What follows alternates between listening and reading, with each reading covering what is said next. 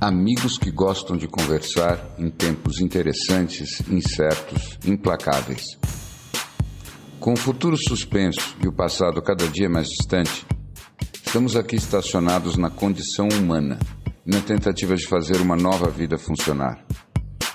Cada dia é um passeio na neblina. E os elefantes estão soltos.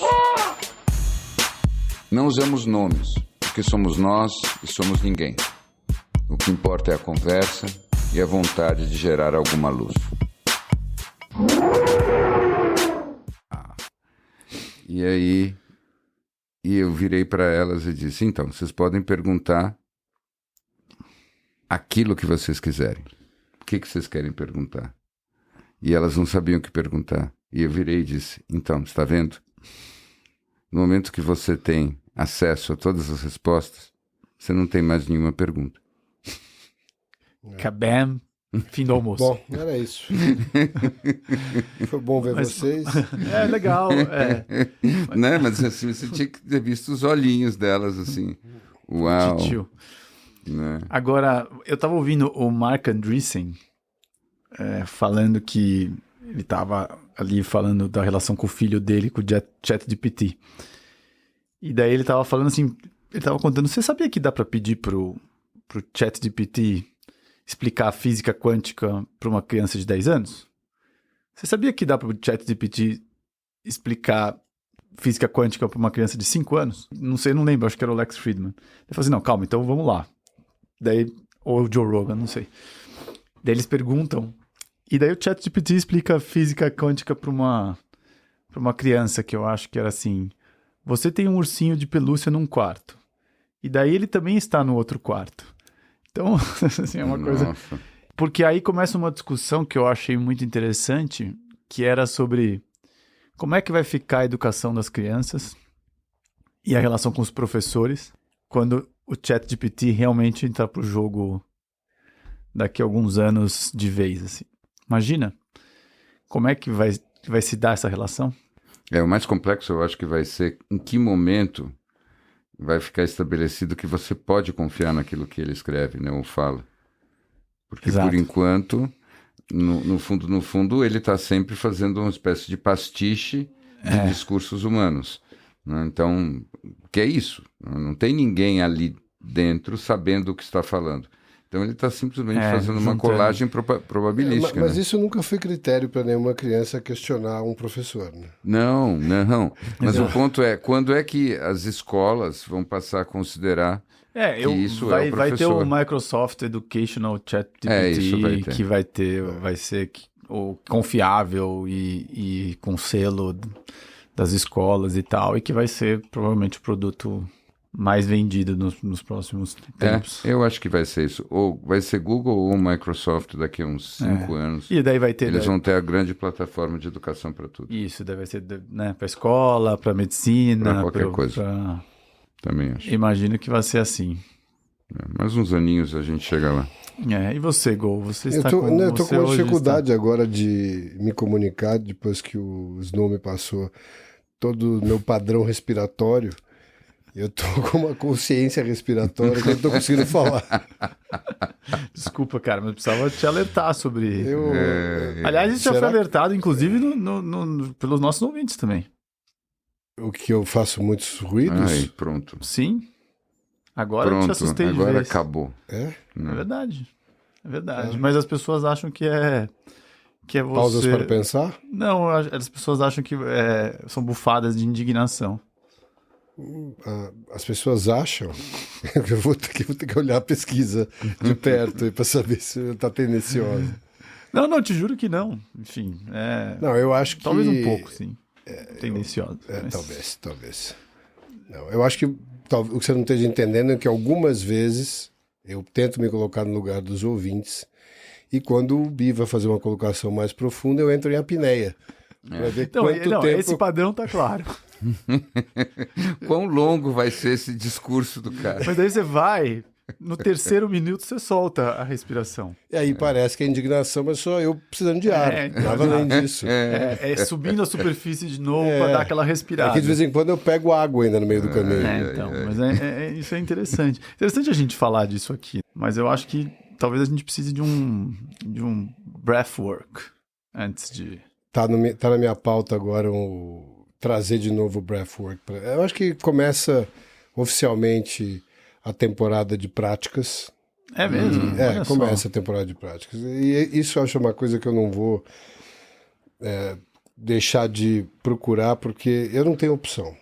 Eu não tenho opção de ficar nem no etéreo, nem no teórico. Eu tenho que trazer práticas diárias, porque eu acho que o modelo que eu escolhi é um modelo de pagamento à vista. Não dá nem para parcelar. É isso, Então, é isso. Nessa vez você veio com uma modalidade sem a opção do auto-engano, né? Então é muito interessante, né? Eu vejo a vida se relacionando com você, é fascinante isso. Zero auto-engano, é como se fosse aquele videogame de simulação de Fórmula 1 que todas as ajudas eletrônicas estão desligadas. Então é isso, você literalmente respira e teu carro já sai da pista. Então você tem que estar ali no nível radical. Teve uma até que eu estava discutindo com o Bino, tivemos um almoço sexta-feira, né? E eu perguntei uma coisa para ele que ele incrivelmente disse que não conhecia. Uau!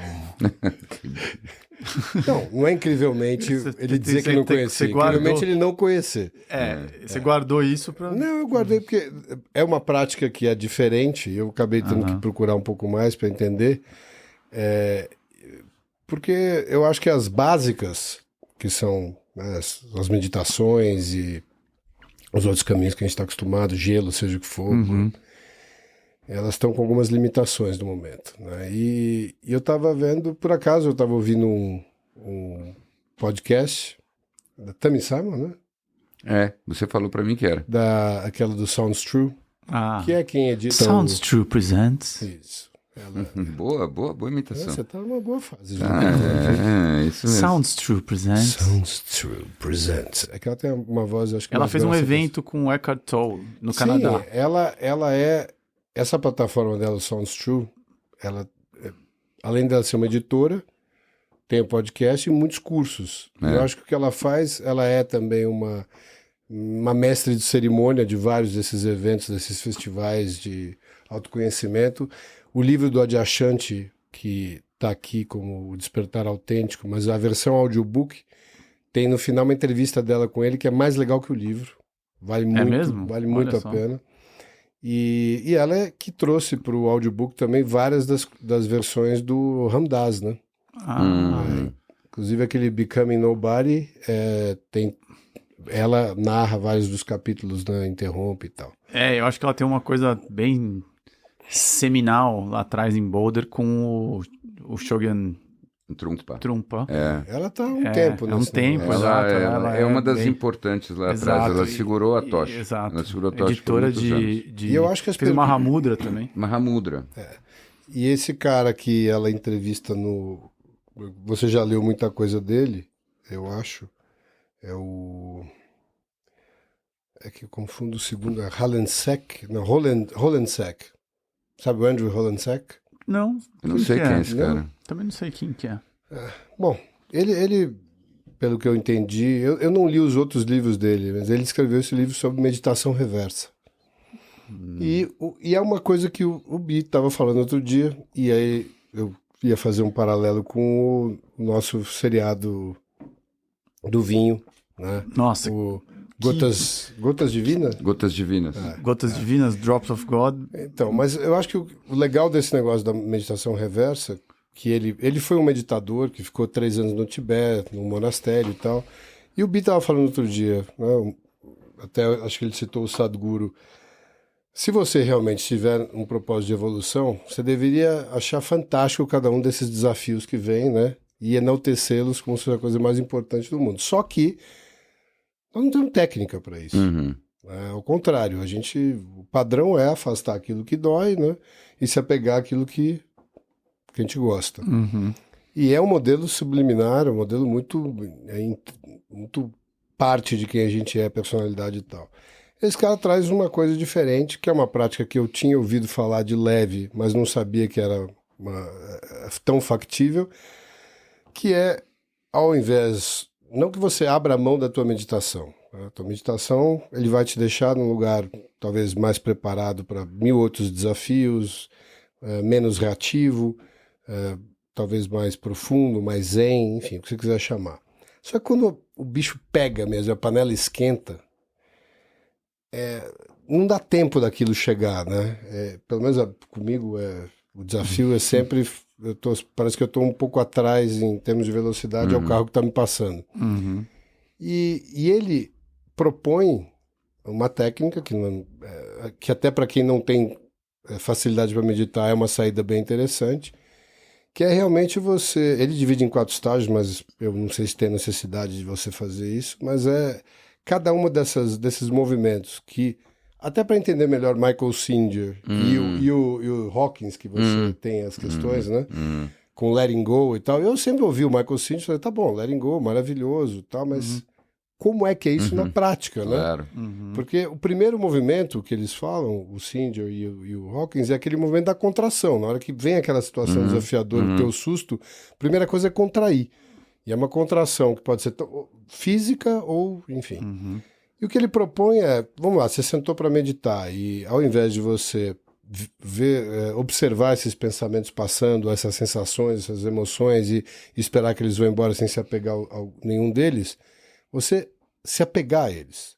Trazer essa sensação, trazer esse pensamento e em alguns estágios diferentes, no primeiro deles, e aí você pode começar tanto com uma sensação física como um pensamento, uma emoção. O físico é interessante porque ele é mais palpável, né? E ao invés de você pensar... Eu fiz a experiência com os dois, né? Eu tive... Sexta-feira passei por uma tentativa de um shiatsu para colocar meu pescoço no lugar que eu vi unicórnios, vi outras coisas voando e tal. É mesmo? Não, e que eu recomendo, inclusive, para quem precisar um dia voltar, né? Meu pescoço estava torto. E eu, realmente, quando começou, a mensagista, ela parou e falou, escuta, nós estamos numa guerra aqui. Porque enquanto eu estou tentando soltar, você está lutando contra. E essa contração é um pouco como a gente trata a vida, né? Quando vem esse movimento para cima da gente, a ideia é como é que eu empurro ele para fora, né? E eu falei, então vou tentar fazer o que propõe o Halen-Sek, né? Eu vou tentar ficar... Primeiro eu vou me aproximar dessa dor. Eu vou começar a me familiarizar com ela. Quem ela é, né? Quais são as características dessa dor? É uma dor comum como as outras? Ela está me pinicando? Ela está me estirando? E na medida que você vai se familiarizando, ele fala de 3 estágios, e esses 3 estágios que ele fala são os 3 estágios, vamos chamar, duais do processo. São aqueles que você está como observador, está familiarizado, está do lado da dor, ou está do lado do sentimento, do lado da emoção. E o último estágio, que eu acho que é o mais interessante, que é o momento que você integra aquela dor a você. Você é uno com a dor. Não tem mais... E você vê isso muito no Vipassana. No Vipassana eu lembro que eu estava com uma cãibra que eu falei, essa cãibra, não existe essa cãibra, essa magnitude. E eu experimentei, ao invés de esticar a perna, ver até onde a cãibra ia. E tem uma hora que ela realmente vira você. Né? Esse é o momento não dual da história. E ali, aquilo, eu acho que te integra de um lugar que é uma prática que eu imagino com alguma frequência, te prepara mais para o que está em fora do que talvez as outras práticas de separação.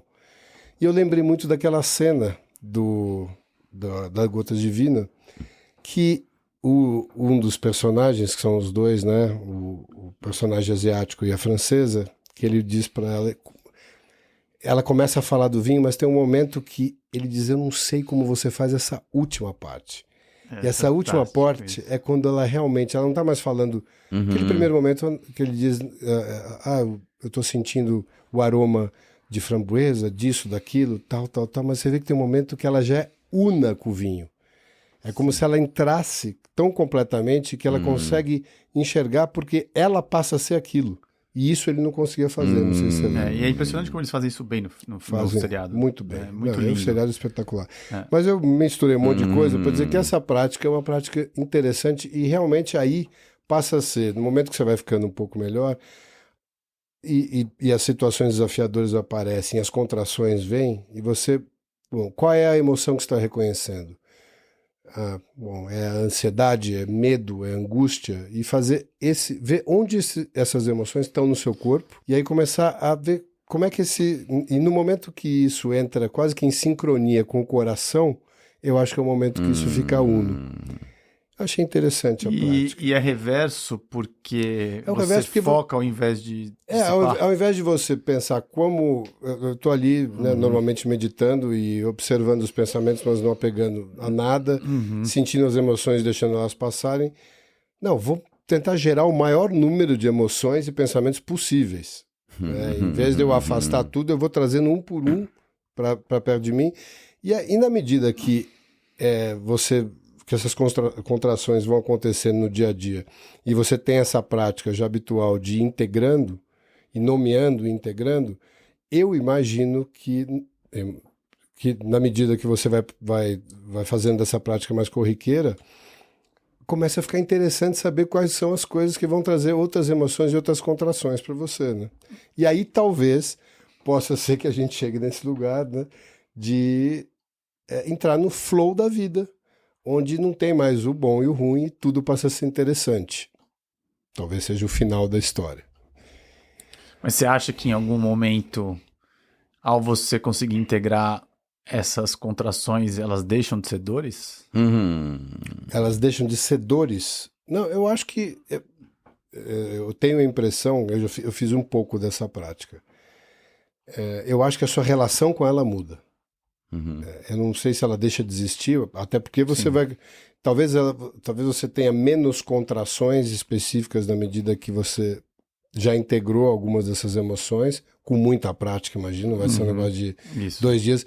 E ele até diz, inclusive, que é tão contraintuitivo, né, que no começo é muito mais difícil do que meditar. Porque você tem que estar em contato com a dor o tempo todo. E o que a gente quer praticar o máximo de coisas que nos separe da dor. E aqui eu acho que tem uma coisa importante pra gente falar, porque aqui a gente tem um encontro da dor física com a dor psicológica. Aqui é onde? Aqui na nossa conversa, no que a gente tá falando, né? Eu acho que não tem... A contração... E aí tem... De encontro a outra coisa que o Bi falou no último episódio, de quando a contração é necessária. A gente precisa ter contrações para viver, né? A gente contrai o próprio coração contrai e expande, né? O pulmão contrai e expande e tal. Quer dizer, as contrações são necessárias. Talvez onde essas memórias, esses eventos todos ficam no nosso corpo são esses sanskaras, né? Essas cicatrizes emocionais, talvez sejam dessas contrações não dissipadas. Por isso, quando você vai fazendo lá o Vipassana e você vai escaneando tudo, quando você chega numa contração dessa, numa memória, e você fica muitas vezes numa dor ou num incômodo, te volta aquela memória do evento. Sendo ele bom, você conotou como bom, ou sendo ele ruim, traumático, seja o que for. Olha, não tenho mas. Eu tenho comentários para fazer apenas. Eu não conhecia essa expressão da meditação reversa, mas eu me considero desde já um praticante e um seguidor. Tem alguns aspectos só para comentar. Apenas isso, de tanto que eu gostei do que você falou. Posso fazer um comentário de rodapé? Por favor. Eu acho, desde que o Go apontou na sua estratégia retórica do concordo, mas... Eu sempre me divirto com o seu esforço para não usar a palavra mas. Eu acho muito maravilhoso. Mas sempre já há alguns episódios que eu tô para comentar isso, que ele dá um... Mas isso é um treinamento do Bisão. O Bisão o treinou direitinho para debate. Eu acho porque daí ele usa outras palavras, ele usa outros caminhos de... Mas vejam, então convido vocês a observar o que eu vou falar agora. E não, você, mas eu não acho por favor, que era agora. Respira fundo, porque eu não quero que você fique azul de não acho que era agora, mas é que eu tava respiração. Para fazer esse comentário. Mas o que eu ia comentar primeiro sobre o que você falou é que, para mim, parece que melhor do que uma distinção entre dor física e dor psicológica, é uma distinção entre dor primária e dor secundária. Estar vivo dói, por assim dizer, de várias maneiras. Mas aquilo que a gente muitas vezes chama do sofrimento é a dor secundária, porque a gente luta contra a dor primária. Tá? Então a gente tenta se defender da dor primária, seja ela física ou emocional, não dá muito para separar, porque afinal de contas, como o Gol falou muito bem, é muito rápido. Né? Então existe uma camada de dor que vem como uma reação ao que está acontecendo, e depois existe a dor secundária que já envolve interpretação sobre o que está te acontecendo. Né? Então eu acho que o interessante é você poder abraçar a dor primária sem precisar entrar na dor secundária. Ele está falando muito disso. E isso é fundamental para a gente lembrar de uma coisa sobre até o processo meditativo e o processo evolutivo que muitas vezes é esquecido. O verdadeiro objetivo desse processo todo é a libertação da consciência. Não é a dissolução do esquema corporal ou egóico. O que eu quero dizer com isso? Muitas vezes quando as pessoas se dedicam a essas práticas, buscam evolução e tudo mais, elas se deixam levar muito pela atração da ideia de supostamente menos dor. Ou né, de que tentar fazer... o 3D vai de alguma maneira, exatamente. O encarnado as coisas, fica... Isso, elas vão de alguma maneira ficar acima das circunstâncias da vida de alguma maneira, quase como se fosse uma espécie de superpoder que garantisse que, na verdade, vai doer muito menos estar vivo. Mas não é realmente sobre isso. O que fica claro numa prática como essa que o Go descreveu é que o verdadeiro objetivo é o treinamento da atenção. Quando a atenção está suficientemente focada, ela passa por entre as malhas do sofrimento egóico. E aí ela se liberta.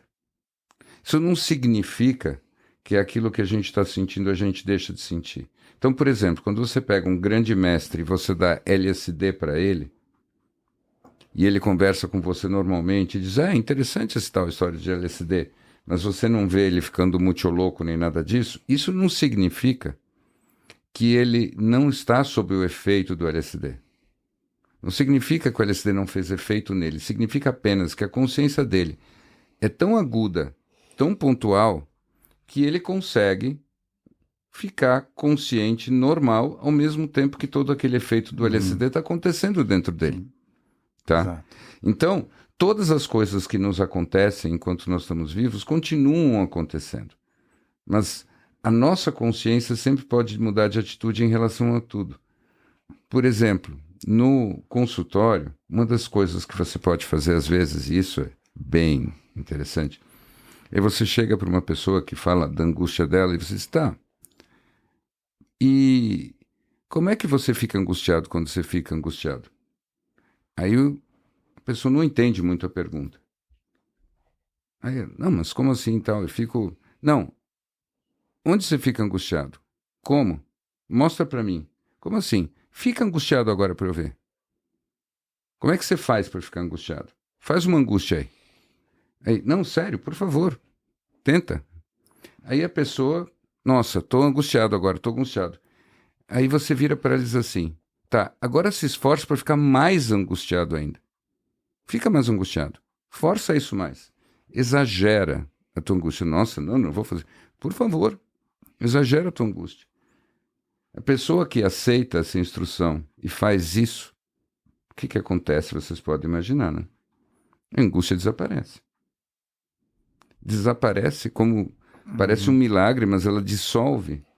Porque todos esses nossos estados que tanto nos machucam e tanto nos aprisionam, eles são um tipo de fixação. E você pode sair dessa fixação para qualquer lado. Os budistas, eles falam muito de meditar no coração da dor. Então tem uma história assim de, por exemplo, você está com um problema no joelho, você operou o joelho, o teu joelho dói lancinantemente. Parece que a dor no joelho, quando é forte, é das piores que tem. Aí você faz o quê? Você medita bem no coração da dor. E quando você está com você tem que ter uma consciência muito treinada.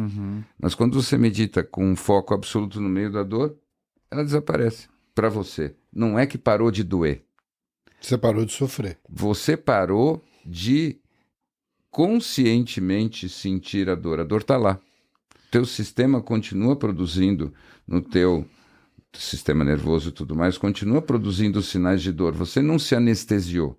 Você simplesmente não está com a dor como um conteúdo na tua consciência. Então, eu queria aproveitar esse momento para pedir que o Gol respire. Pro Gol poder respirar. Eu não respiro mais perto do microfone, nem suspiro. Você percebeu que ele usou duas coisas. Uma para colocar você num cheque e eu em outro aqui. Né? Hoje ele está muito assertivo. Não foi essa, assim, não foi essa a intenção. Mas, eu estava outro dia vendo uma discussão sobre realidade e, pelo amor de Deus, não quero entrar nesse assunto hoje, mas... E alguém falou, tem muita coisa real. E uma das coisas reais, eu não lembro quem era, quem foi, onde foi, mas era a dor é real. A dor é uma das maiores provas de que existe uma realidade. Tem uma coisa boa que o Harari falou sobre isso. Talvez tenha sido ele. O Harari falando com o Friedman, que é aquela conversa, aliás, podemos voltar N vezes. E ele falou com toda clareza para o Friedman, inteligência artificial não é consciência e nunca será. Tudo isso que vocês estão dizendo nunca vai ser uma consciência. Foi isso? E daí eles falam assim, mas o que é real? Mas por que não é uma consciência? Por que essa inteligência nunca se tornará consciente? E aí o Harari descartou isso, respondeu quase como se estivesse falando ele sim com uma criança de 5 anos e não enche minha paciência com perguntas bobas. Ele disse, consciência sofre. Então talvez nada que não sofra, nada que não sofra é consciente. Ser senciente é ser capaz de sofrer. Algo que não sofre não é consciente. Ele falou isso assim, podemos passar para o próximo item, né? Assim, foi muito impressionante. Então, é um bom argumento. Eu fico pensando nisso, porque... Você não concorda? Eu não posso discordar do Harari agora. Claro que pode, mas... claro que pode. Isso que faz a coisa interessante. Mas se a gente fizer uma rápida passagem ao Blade Runner 1, né? Nós vamos lembrar que a personagem que acompanhava o Harrison Ford, aquele androide que no final das contas não lembra mais se ela é um androide ou não. Sim. O que a caracterizou pela humanidade dela era justamente a capacidade dela de ter aprendido a sofrer. Não, tudo como bem. Inteligência artificial. Não, tudo bem, mas você está usando ficção como se fosse um argumento, assim, como se isso um dia fosse acontecer. Claro, se isso acontecer, ela ficou consciente. Mas você não acha que... A gente vai ter que entrar numa parte muito, muito técnica aqui, mas toda a natureza é um algoritmo matemático, né? É um modelo matemático, tudo que está na natureza, não? Não sei. Aí que tá. O que eu acho é assim, você pode fazer a simulação de tudo isso e de fora parecer uma incrível simulação. O que o Harari está falando é que uma simulação não é a mesma coisa que the real thing, entendeu? E esse é o ponto dele. E aí que ele... Dá até para você botar... A preocupação dele é exatamente essa, porque ele fala que a máquina ouve os seres humanos tão melhor do que os seres humanos, que é por isso que ele tem muito medo que destrua o mundo pela capacidade de manipulação das inteligências artificiais em conseguir endereçar as questões humanas exatamente por não ter a necessidade de reagir como um humano. Né? Então, isso eu acho uma das coisas mais interessantes dessa conversa. Que basicamente não teve nada a ver com o que a gente está falando aqui, mas basicamente o que o Harari fez aí é uma coisa para a gente depois especular. E assim, eu achei a resposta assim tão bacana pela rapidez. Eu nem tinha nunca feito uma síntese tão curta assim. É que no fundo ele equacionou consciência com vida. E com dor. Mas os seres vivos, assim, até plantas, de alguma maneira elas sentem dor. A gente já sabe que elas reagem com uma coisa equivalente à dor, ainda que seja de uma forma primitiva, né? Então, tudo aquilo que é vivo, de certa maneira, tem algum tipo de experiência assim, e a gente pode dizer que quanto mais vida concentrada você tiver num organismo, mais consciência ele vai ter. Pronto. Eu vou fazer só uma abordagem, né? Uma possibilidade. Vamos supor que para você sentir dor, né, existe um caminho neural para isso acontecer, que seja possível se replicar de uma forma talvez não orgânica. Estou imaginando. E que a resultante da dor seja uma série de variáveis, que a gente talvez consiga pensar em algumas aqui, mas devem ser infinitas as variáveis, que possam ser reproduzidas também de uma maneira tal que, em observando ou experienciando determinada coisa, você possa reproduzir a mesma reação que o humano tenha, portanto, tenha a mesma sensação que o humano tivesse. Então, só nesse campo que eu acho que seria possível reproduzir, vamos dizer, copiando esse caminho neural através de um modelo não orgânico. Não estou dizendo que isso seja... Mas isso que você falou, para mim, inclusive, está totalmente na esfera do possível, pelo menos teoricamente. É possível, totalmente concordo com você, mas a grande questão filosófica, e essa é uma questão que realmente não é para decidir, mas é só para deixá-la bem clara, é assim, quando você tem uma simulação que é virtualmente indistinguível no comportamento e tudo mais, daquilo que foi simulado, é equivalente? Então, essa que é a pergunta filosófica. Essa é a pergunta filosófica que está ali. Porque, sem dúvida, a gente pode imaginar um cenário em que realmente você pega uma máquina que funcione tão igual ao jeito que o corpo humano funciona, que a gente constrói ele, que ele funciona do mesmo jeito. O que o Harari está dizendo é que mesmo que você faça um androide que copie perfeitamente o ser humano, ele é só uma cópia, ele não é um ser humano e que, portanto, ele não tem consciência de verdade. Ele só tem aquilo que é um fenômeno da programação. Essa é a posição do Harari. Agora, eu queria voltar para esse assunto. Eu falei dessa história da consciência, de que para você a realidade é que, né, a dor é um dos maiores aspectos da realidade, porque eu achei muito curioso isso. Exatamente para agregar na nossa conversa que a gente estava falando. Então, na hora, voltando ao começo, quando você tem uma dor e você vai endereçar ela e você faz com que ela seja una com você, você de alguma forma tá prestando atenção demais nela, e esse talvez seja realmente o caminho das dores que a gente sente, de a gente tentar entender o que aquela dor está trazendo pra gente. Ou a gente de alguma forma está tentando anestesiar algo que deveria estar lá de alguma forma, porque é uma cicatriz, é uma coisa que nos lembra de alguma... Você sabe, deixa eu falar uma coisa sobre isso, Snow, que eu acho que precisa completar para essa conversa ficar mais redonda, assim. Tem um contexto psicológico, em termos de condição humana, que a gente precisa, eu acho, colocar na conversa, que é assim, eu gosto dessa distinção que o Jung fez pela primeira vez, mas eu gosto muito, por exemplo, como o Richard Rohr pega ela e leva adiante, que é a distinção entre as metades da vida. Existe um contexto e uma circunstância da primeira metade da vida e um contexto e uma circunstância da segunda metade da vida. Sim, sempre a dor está lá, sempre a capacidade do ser humano de reagir às coisas da mesma maneira, essencialmente, está lá. Mas na primeira metade da vida, existe uma abordagem para se ter em relação a isso, que é diferente da segunda metade. Tá?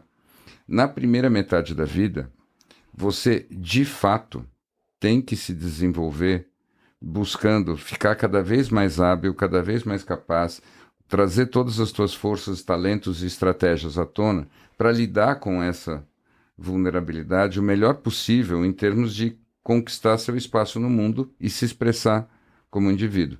Ou seja, na primeira metade da vida você realmente joga esse jogo para tentar ganhar o melhor que você puder.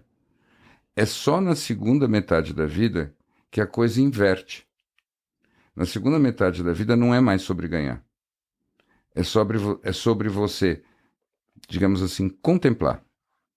Não é mais você ficar na dualidade das vitórias e derrotas, dos prazeres e das dores, mas você abraçar tudo que te acontece, todos os estados, como, em última instância, a mesma expressão do estar vivo nesse grande milagre, nesse grande mistério. Quando você, na segunda metade, você começa a fazer isso, tudo muda em relação às dores. E aí você lida com isso, você pode fazer muito mais meditação reversa, por exemplo, e na verdade você chega num ponto em que estar vivo é estar meditando. Porque você vai se identificando completamente com todos os seres na circunstância, na condição deles de serem criaturas. Como diz o Richard Rohr, na segunda metade da vida você só perde, porque é sempre Deus quem ganha. Tá? Então você está o tempo todo vendo a coisa desse ângulo em que a tua fragilidade leva você diretamente à tua humildade, porque você vê com muita nitidez como você é frágil e você não vai chegar exatamente onde você quer. Mas o Rohr, ele enfatiza isso do mesmo jeito que o Jung e todos os outros autores que se preocupam com essas coisas. Isso é a segunda metade da vida. Na primeira metade da vida a gente tem que ter uma outra atitude. A juventude é uma coisa. Na segunda metade você muda de comportamento. Você lembra daquele professor da cadeira de felicidade de Harvard, que falava justamente sobre a maneira que os ocidentais e os orientais viam, fazendo uma analogia ao que você disse, que os orientais justamente viam a segunda metade da vida, você tirando uma pedra bruta e você ir lapidando até se tornar, no final, a imagem que você tinha, né? E os ocidentais sempre estão querendo colocar mais tinta num quadro branco, né? De início e, enfim. E é um pouco disso que você está falando agora, né? Sim. Essa contemplação da segunda metade é ser sempre tirando mais coisas, não colocando mais tinta na tela, né? E o que não significa que fica mais fácil ou que você tenha menos dor. Pelo contrário, a vida só vai ficando mais complicada. Mas eu acho que é uma ressignificação da dor também. É isso, uma ressignificação de tudo. Eu acho que quando a gente estava falando aqui antes da gente apertar a gravação, a gente estava falando de contextos doloridos das nossas vidas aqui que trouxeram a gente para algumas situações que hoje a gente vê quanto elas foram importantes, talvez totalmente fundamentais e definidoras nas nossas vidas, né? E daí, desse lugar, é muito interessante também pensar na dor como talvez realmente o único grande motor transformador de verdade. E isso, eu tenho muito incômodo de falar isso, porque eu acho... Mas eu acho que essa é uma das únicas certezas que a gente tem nesse processo. Mas você sabe, eu até permitam dizer o seguinte, eu acho que mais do que a dor quando a gente fala, eu acho que naturalmente pelo uso das palavras, a gente quase que tem uma imagem física da história, né? Eu tenho a impressão que a maior parte daquilo que a gente chama de dor ou experiência de dor funciona melhor se a gente entende como a experiência da perda, tá? A perda da expectativa, a perda de alguma coisa que você acha que você tem, a perda, assim. E o quanto que é importante para a evolução espiritual que você reencontre. É quase como se você vai perder o eixo, você vai perder o equilíbrio, você vai perder a memória, você vai perder o foco, você vai perder a saúde, você vai perder o dinheiro, vai perder você vai perder a razão, você vai perder a namorada e tudo mais. E aí, não é que você perde uma vez e você se joga no chão e fica ali. Não.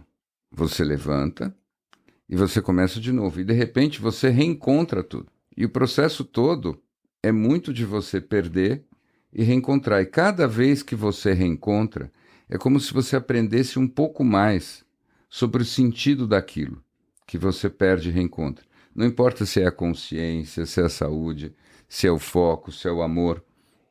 Nós precisamos perder. Não existe como você evoluir espiritualmente e aumentar a intensidade da tua consciência sem experiência de perda. Nesse sentido, eu acho que a dor é melhor compreendida assim, entendeu? Como uma coisa que é um perder e um recuperar, que está constantemente acontecendo. O que você acha, Gô? Eu acho que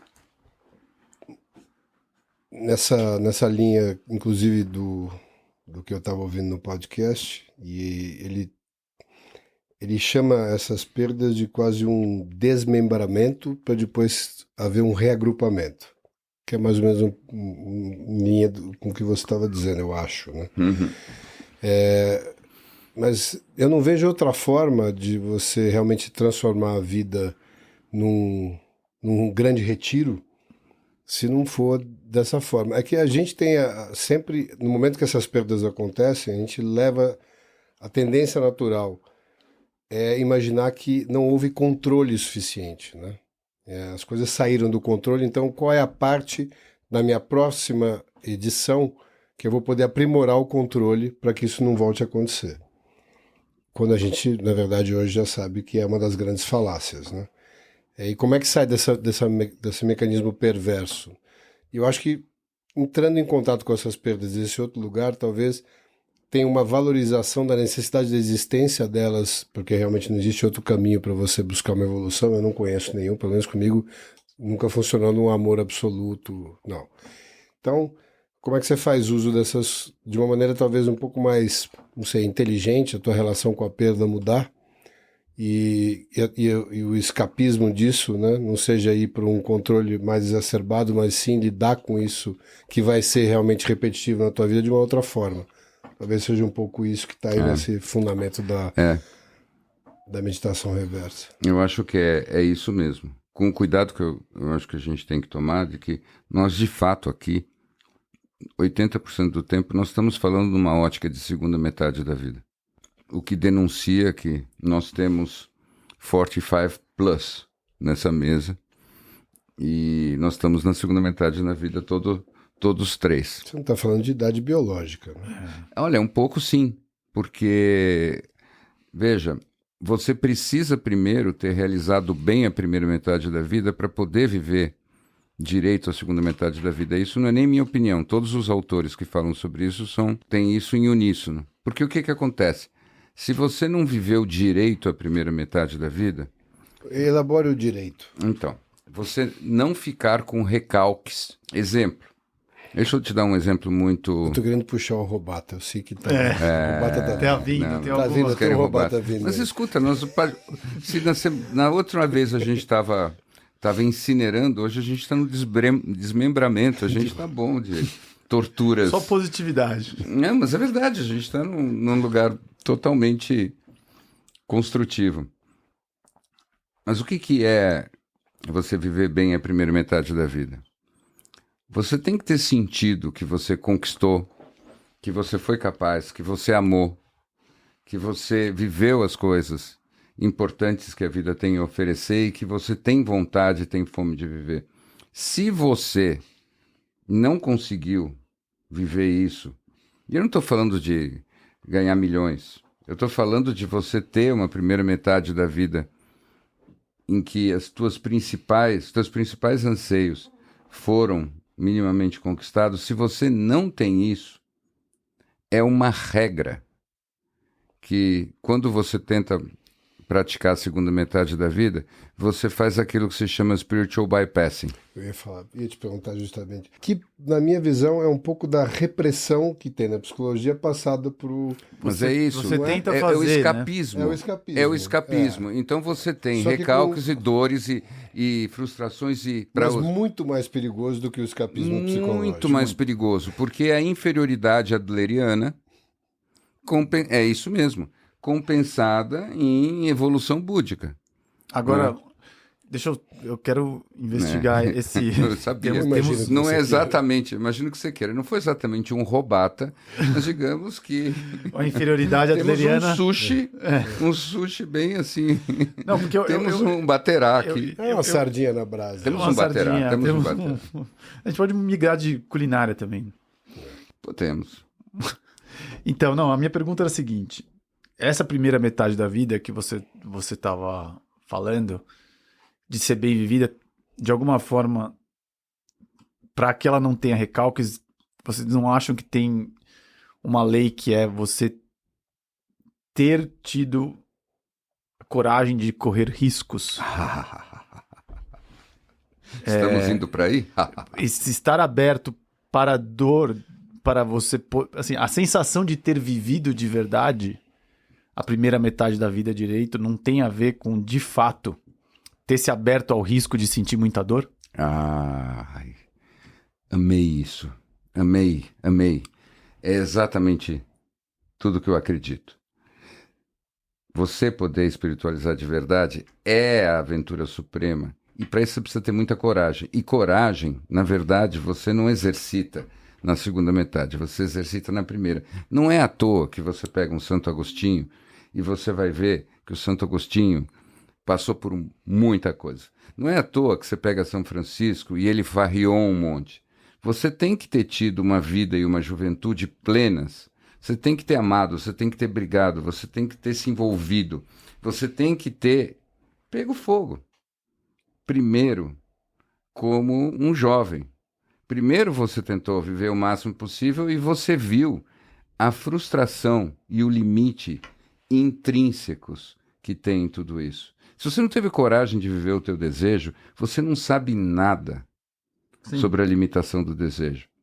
Se você não teve coragem de amar, você não sabe nada sobre como a concretude da relação é só um aceno para o amor infinito que existe. Se você não se exerceu no mundo, você nunca se sentiu realmente útil, você nunca se sentiu necessário, como é que você vai saber o que é a generosidade de você viver na entrega? Então, todas essas coisas você primeiro exercita do jeito mais normal possível, dentro dos códigos da tua cultura, onde quer que você esteja. E com certeza, depois de algumas décadas, por melhor que tudo tenha ido, se você realmente tem uma profundidade e uma esperteza, você percebe que tudo isso é muito limitado. Aí começa a segunda metade do tabuleiro, como gosta de dizer o Go. Aí começa o avesso. E nós gostamos muito do avesso. A gente fala é do avesso das coisas. Mas você só tem o avesso das coisas porque primeiro você tem a superfície delas. Sim, e... Senão você está o tempo todo tentando escapar, sabe? É raposa e as uvas. Sabe? Você na verdade não alcançou nenhum cacho de uva e você diz, mas eu agora estou fazendo jejum intermitente. Porque é muito possível. É muito possível você passar uma vida se escondendo dos riscos e se justificando e tal, que a gente vê, a gente passa por isso às vezes nós mesmos, e a gente vê muita gente criando narrativas para justificar os riscos de ações e fazendo um caminho natural de pouca ousadia, e que é completamente natural, que eu acho que é o que gera essa vida recalcada e o que acaba gerando mais dor nessa segunda parte da vida. E eu queria que vocês falaram do spiritual bypass. Qual seria a tradução disso? Seria bypass espiritual, mas assim... É você tentar fazer um atalho espiritual para sem passar as coisas. Esse talvez, de tudo que eu ouvi do Bi hoje, talvez do que eu sinto, é o maior risco da segunda metade da vida, sem dúvida. Até porque a gente já tem elementos suficientes para criar as narrativas mais elaboradas e as narrativas espirituais, fundamentalmente, para reprimir essas outras aventuras ainda necessárias. Agora, por outro lado, enfim, eu não conheço outra forma a não ser essa de realmente tomar os riscos todos. Mas você sabe, Gol, tem uma coisa sobre isso que ajuda. Se você para pensar, tem muito a ver com a nossa assimilação do código e da linguagem da espiritualidade oriental. O que eu quero dizer com isso? Se você vai para uma referência mais cristã, é muito mais fácil você se defender do atalho espiritual que a gente está chamando de spiritual bypassing. Por quê? Porque na versão oriental, eu acho interessante falar isso, colocar isso de uma forma bem clara. Na versão oriental, em última instância, para simplificar, Deus é você e Deus é tudo, o que dá mais ou menos a mesma coisa. E o resultado disso é que é muito mais fácil, à medida que um ocidental vai se aprofundando na espiritualidade oriental, muito mais fácil ele cair na inflação. E ele ficar se sentindo um ser evoluidíssimo. Quando você está na referência cristã, é muito engraçado como isso funciona ao contrário. Porque essa evolução espiritual é cada vez mais você entender a intencionalidade daquilo que a gente chama de Deus na sua vida. E isso se manifesta de que jeito? Você, a cada dia, se percebendo quase que literalmente humilhado na tua limitação. Ou seja, você faz um exercício contínuo de consciência da própria imperfeição. Então, em nenhum momento você entra no risco de se sentir perfeito. Você está ao contrário, o tempo todo se sentindo imperfeito a cada dia e nem buscando. Não é que isso é uma coisa depressiva. Simplesmente você não está buscando a perfeição, porque você entende que é a partir da imperfeição que a luz entra. É a partir da imperfeição que o amor faz sentido. Diante da perfeição, você não precisa de amor. O amor é uma coisa que realmente, na versão extrema, pelo menos dentro de um contexto cristão, o amor é aquilo que se manifesta justamente porque ele é necessário. Ele é necessário por causa da imperfeição humana. Eu acho que tem um outro ângulo também que entre aí o Ocidente e o Oriente, que é a forma... acho que até por você no Oriente ter toda essa ideia de Deus estar em você e o silêncio ser... Não que o Richard Rohr adora a contemplação e o silêncio também, mas não acho nem que... Mas eu acho que tem um lado de uma conversa, de um diálogo muito ativo com Deus no cristianismo e talvez na oração, né? Que é uma coisa que talvez se contrapõe um pouco ao silêncio desse lado oriental. E eu vejo isso muito interessante, que é uma coisa que talvez te impeça de alguma forma de cair nesse atalho espiritual, porque como você tem realmente uma conversa direta e diária, né? Uma vez que você estabeleça a oração, até o Espírito Santo, tuas intuições virem dessas conversas, dos silêncios a partir das orações e tudo mais, é uma posição muito ativa para que, não que você não possa dizer que recebeu mensagens também e criar uma outra história, uma outra narrativa, mas eu vejo que esse lado também pode ser um outro prisma da mesma história. Concordo super. E eu vou te contar agora uma coisa minha, que eu acho que você vai gostar. Assim, você gosta muito de práticas, protocolos, exercícios. Eu nunca te contei onde que eu tento fazer alguma coisa como um protocolo cotidiano meu. E é menos no exercício especificamente, mas é mais nesse outro lugar. O que eu quero dizer com isso? Eu, a cada dia... E eu tento fazer como se fosse um treino, um circuit training, tá? E é quase que uma ginástica funcional espiritual. O que eu faço? Eu tento fazer um dia em que eu sou cristão, um dia que eu sou budista, um dia que eu sou hinduísta, um dia que eu sou estoico. E eu alterno. Porque eu sei que todas essas referências, elas funcionam e tem um valor enorme se você leva elas a sério. Só que o que eu faço? Eu me esforço para não ficar identificado com nenhum desses ângulos. Então eu literalmente troco. Então eu passo alguns dias cristão, alguns dias budista, então eu oscilo entre o Ocidente e o Oriente de várias maneiras. Não é o que você está vivendo naquele dia que define qual dessas... Claro que não. É uma atitude prévia minha. Prévia. E você passa o dia com uma visão. Na verdade, o meu exercício é esse. De manhã eu decido o que vai ser e como é que eu vou enfrentar aquele dia. E aí, essa abordagem é muito mais fresca para mim.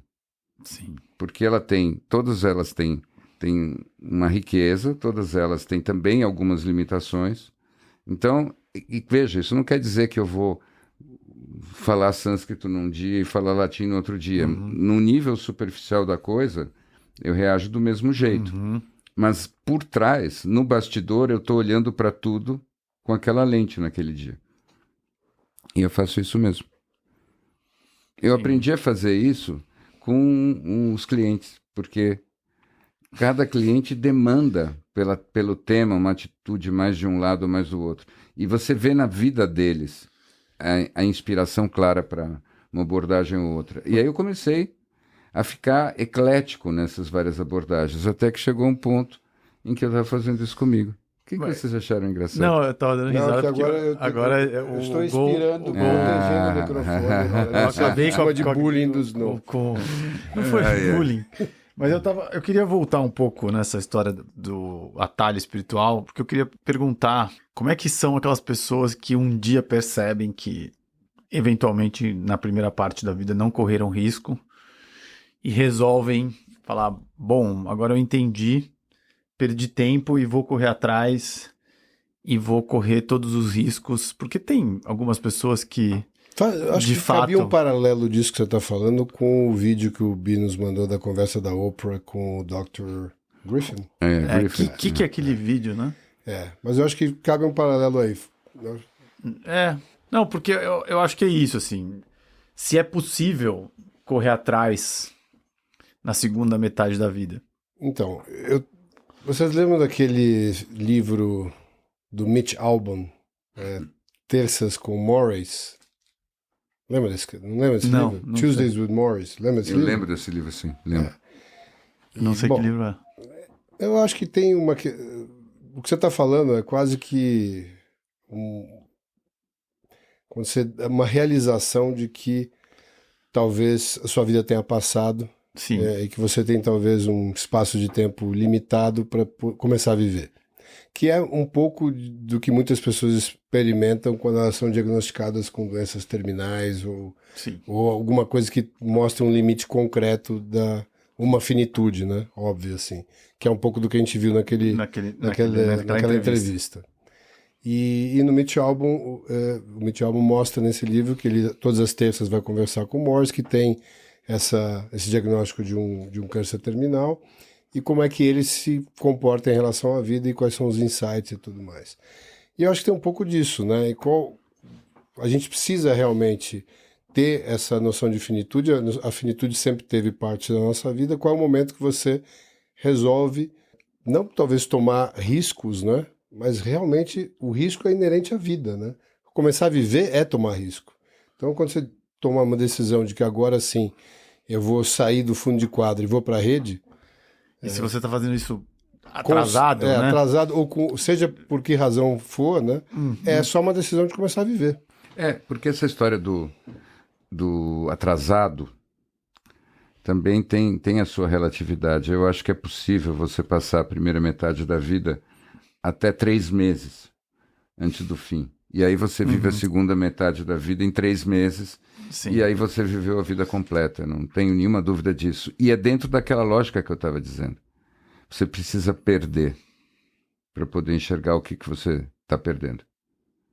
E isso vale para tudo, inclusive para a vida.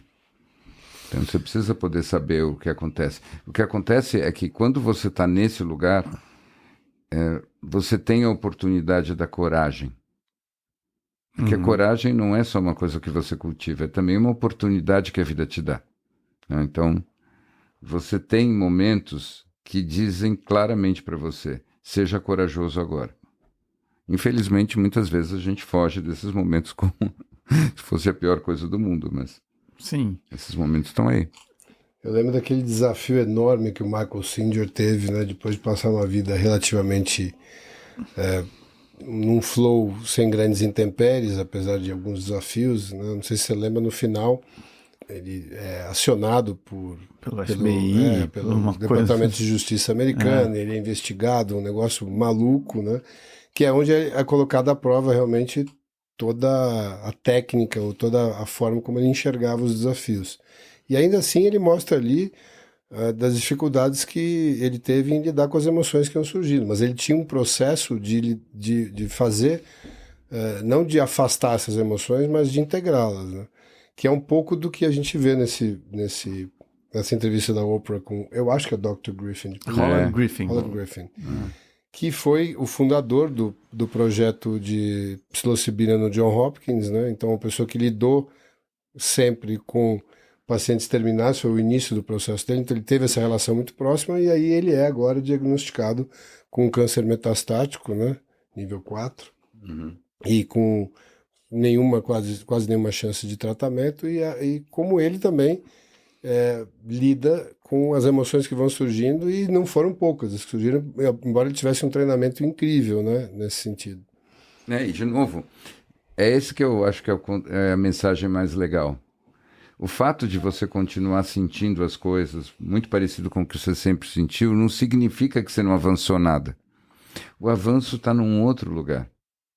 Isso que muitas vezes faz com que a gente se torture nesse processo e diga, eu não estou evoluindo nada, eu continuo. Como você às vezes diz, então, caracteristicamente, eu sou um símio. Então, como se você estivesse no mesmo lugar, e você não está. Porque, ao mesmo tempo que tem o macacão aí, tem essa consciência que, com cada vez mais facilidade, vê a condição do símio e entende tudo isso e consegue olhar para o símio e para o todo ao mesmo tempo.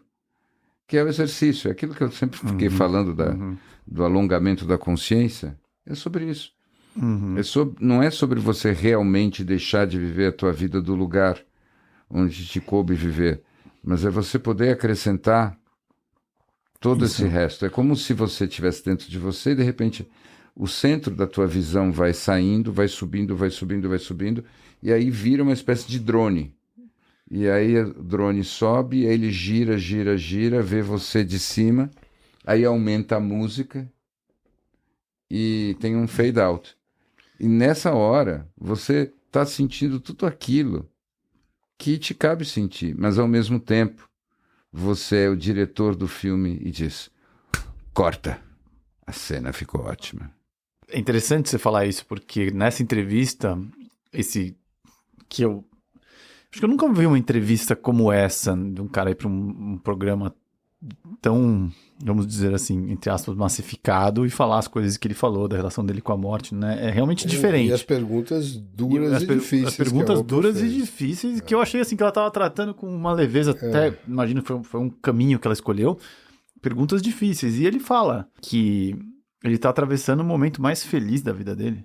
E eu, acreditando nisso, a gente olha exatamente isso que você falou, né? O drone sai e ele é um cientista. É um cientista. E que criou agora um novo departamento, não sei se você lembra, ele fala na entrevista, que chama o Departamento da Benevolência do Mistério do que é a existência.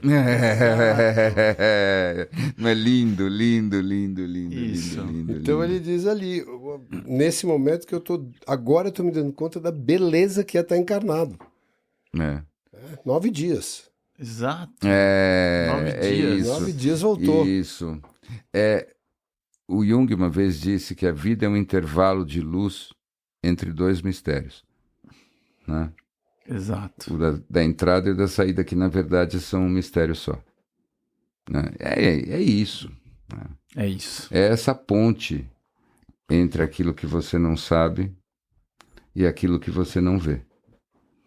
Então, agora, não sei se a gente teve um cabem aqui, mas eu ia fazer uma frase que não é uma provocação, mas como é que a gente faz para não deixar um atropelamento desse relativizar a nossa vida, né? Como é que a gente faz para, de fato, acordar, tomar as decisões, ver a beleza da vida sem precisar ser atropelado por uma tragédia, por uma relativização? Não sei se... Não, eu acho que é um paradoxo. Eu acho que, primeiro, o atropelamento, de uma forma ou de outra, virá, né, na generosidade da vida, porque é generoso que vem o atropelamento. Mas eu acho que a consciência da inevitabilidade dessas coisas é o melhor exercício que a gente tem. Então, é aquela história. Por que você assiste aquele famoso discurso do Steve Jobs em Stanford e sempre fica mexido quando ele fala daquele negócio de você acordar a cada dia como se fosse o último dia? E é aquela coisa interessante, quando os caras falaram, quando ele falou isso lá para aqueles recém-formados, com certeza a maior parte deles disse, ok, well, né? E achou muito bonito para um discurso, né, de formatura e pronto. Fica impactante porque poucos anos depois ele realmente Morreu. Não estava mais lá. E aí, então, ele falando disso, desse lugar, junta para nós as duas coisas. Então, o exercício com essa consciência. Então, a história toda, os filósofos falam muito sobre isso. O ser humano é o único animal que sabe mesmo que vai morrer. Ele tem essa consciência. E não é um ou outro, tem vários filósofos que sugerem... Aparentemente o polvo também. Então, você não assistiu o Meu Amigo Polvo? É verdade. Eu assisti, mas eu não Na lembrava. verdade, eu não lembrava. Então, Talvez precisa corrigir isso. É. Mas, talvez os povos E talvez possam... vários outros saibam, mas a gente nunca conversou com Ou eles. talvez, eu sugiro aqui, proponho a moção de que a gente estenda esse conceito de humano para outras espécies animais, porque, afinal de contas, vários animais são mais humanos do que nós.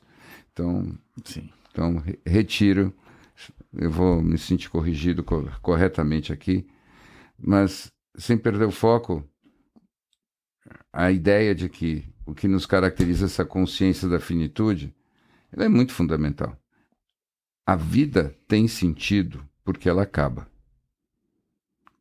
Sim. Se ela não acabasse, se ela fosse eterna, o sentido dela não ia aumentar, ia diminuir. Cada dia da sua vida ia ser cada vez mais banal, cada vez mais entediante.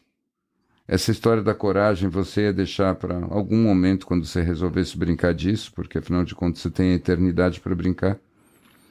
Então, a coragem é necessária para enfrentar os riscos e abraçar a dor, porque nós somos finitos. Sim. Nós funcionamos assim mais ou menos como um cruzamento de uma libélula com um outro inseto qualquer, né? Uma borboleta, talvez. E a gente vai lá e tem um tempinho para voar. É isso.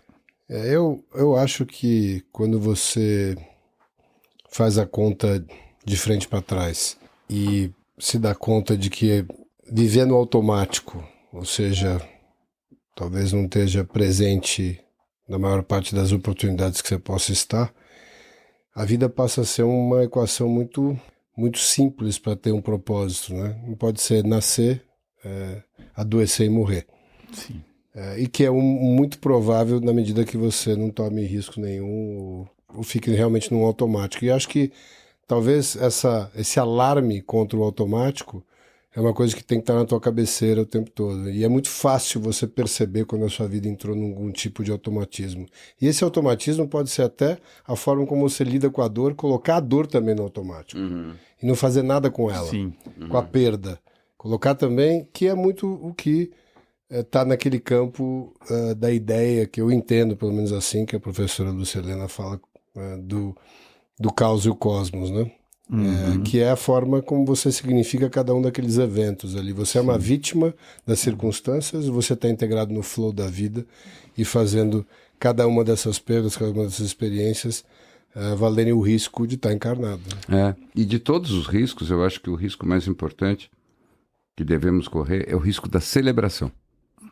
Porque tudo isso é um pano de fundo que eu acredito serve para valorizar ainda mais os momentos que você está com as pessoas que você gosta, com os amigos, vivendo as coisas bonitas, trocando emoções, amando, Ver recordando. Ver a beleza do universo, como é que é o nome da área de hospital que ele fez? É a área da beleza do... Benevolência do mistério da existência. Isso.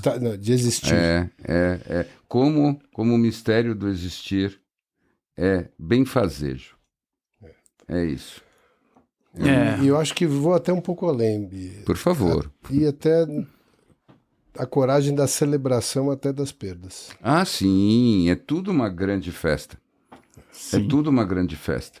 Porque se você celebra pensando, agora está tudo bem, então agora eu vou celebrar, então eu consegui um pequeno oásis, não é uma celebração de verdade. Você só celebra de verdade quando você entende que não existe a distinção entre o oásis e o deserto. Todo deserto é um grande oásis. As duas coisas são uma coisa só. Ele fez aquela cara. Cara de Kabam. Eu ia abrir uma outra aba aqui, mas ela pode fica abrir, só para... Pode abrir, a gente tá... Não, se é isso, se todas as perdas poderiam e deveriam ser celebradas, né? Porque eu acho que uma das grandes dificuldades da vida é a gente entender o que era perda, o que era ganho, e no fim se entender... Ou talvez não entender o ganho que existe na perda. Né? Exato. É. Mas eu acho que, para mim, já que a gente tá... abrir um pouquinho mais essa aba, isso que você trouxe, Gol, de como é que a gente vai vivendo essa vida, lembrando que eventualmente a gente vai ter perdas, e o que a gente faz de fato com as nossas dores.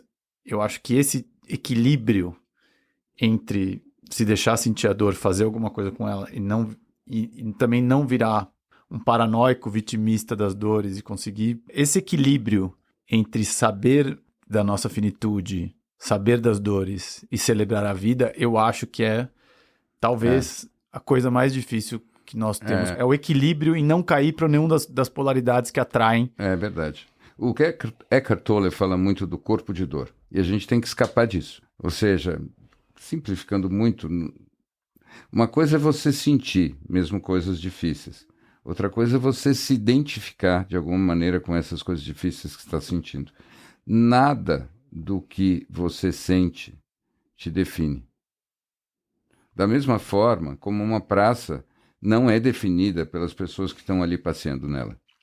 Então, você é o lugar onde as coisas são sentidas. Uhum. Você não é aquilo que você está sentindo. E isso é uma coisa importante de você lembrar, porque nos momentos mais escuros, mais intensos e mais difíceis, você tem que escutar aquela pequena voz dentro de você que diz: tá vendo? Você está vivo. É porque você está vivo que você sente isso agora. Você está desesperado? Olha só. Mas é porque você está vivo. Não é incrível? Que incrível é isso, estar vivo, hein? E você conseguir escutar essa voz e fazer esse comentário para você mesmo, não importa o que está te acontecendo, é aí que você começa a ter a velocidade de escape. E aí você começa a sair do campo gravitacional da matéria e você vai na direção das estrelas. Starships. Sounds True presents Interestelar é o filme. Interestelar é o filme. A gente vai fazer o filme. A gente vai fazer um episódio só sobre Interestelar? Ah, podíamos. Porque fazer um especial. Eu adoraria explorar minha teoria de que a gravidade é o amor na matéria.